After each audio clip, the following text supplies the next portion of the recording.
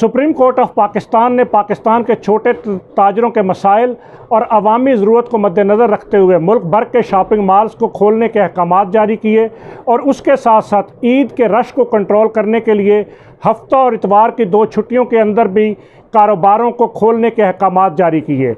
Supreme court of Pakistan के इस फैसले के बाद हमें तवक्को और उम्मीद ये थी कि बाज़ारों में रश को कंट्रोल करने के लिए वफाकी और सूबाई हुकूमतें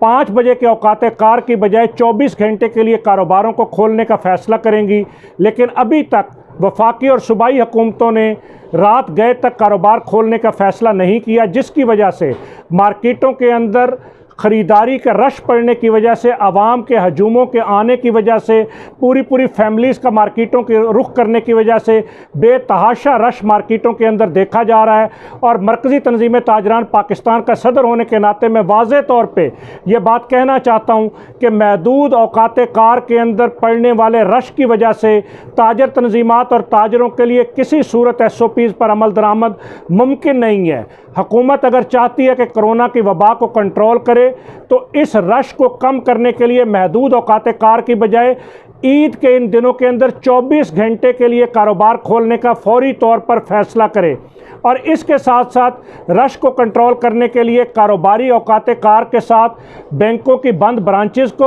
और बैंकों के औकात कार को बढ़ाते हुए बैंकों के टाइम को शाम 5 बजे तक किया जाए और कारोबारी औकात कार को 24 घंटे किया जाए, ताकि मुख्तलिफ लोग मुख्तलिफ औकात में मार्केटों के अंदर आकर अपनी ईद ख़रीदारी को मुमकिन बना सकें। अगर हुकूमत ने फौरी तौर पर यह फ़ैसला ना किया तो ताजरों के लिए SOPs पर अमल दरामद किसी सूरत मुमकिन नहीं होगा और फिर हालात की ख़राबी की ज़िम्मेदारी ताजरों पर नहीं, हुकूमत के फ़ैसलों पर होगी।